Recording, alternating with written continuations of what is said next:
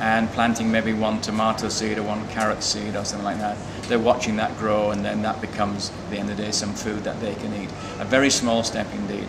If you have a windowsill, a patio, a garden or whatever, and where it's very difficult in Dubai, I appreciate that, and maybe at another time I can advise people how to grow organic food here in Dubai. It can be done, it is a challenge. So that is one way to grow your own organic food. That's one step, however easy or difficult it may be. The other way is to look to, if you're able, physically able, to work on organic farms. If you have some near you, a lot of the organic farmers will take volunteers on board, and the payment is in organic food.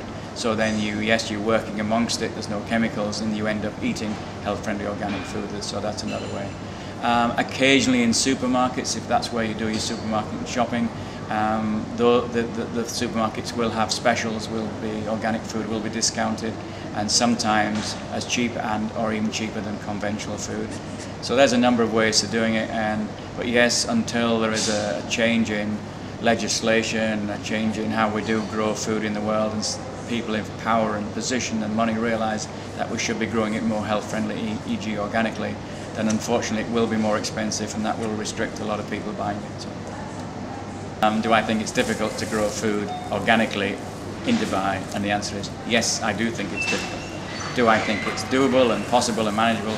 Yes. I've only been here a few weeks, and I totally understand and accept that we're in a desert and we get lots of very, very hot sunshine, most of the year, very, very little rain, and we've got no soil as such. So to grow, and we have pests and we have diseases. So I have done some research, and hopefully by the time I fly back to Canada, and then hopefully when I come back next year, I will have a strategy in place where I can then help with my organic consultation hat on, people start, create and maintain organic farms. How close to certification, organic certification status they will be, I'm not sure. But the answer to the question, yes, I believe it can be done. There will be a limitation of what food we can grow, but yes, I think it can be done organically, and I will be delighted to come and help look at creating some organic farms in this particular area.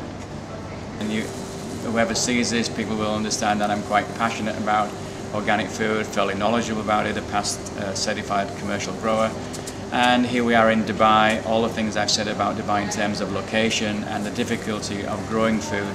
But I think one thing that people should be really, really aware of, we're all busy, we've all got blinkers on, we're all price driven, the quick fix of food here, there and everywhere in the supermarkets, or yet people will pay sometimes quite a bit of money to go out to restaurants, which I find a little bit confusing, a little bit bewildering, but that's who we are.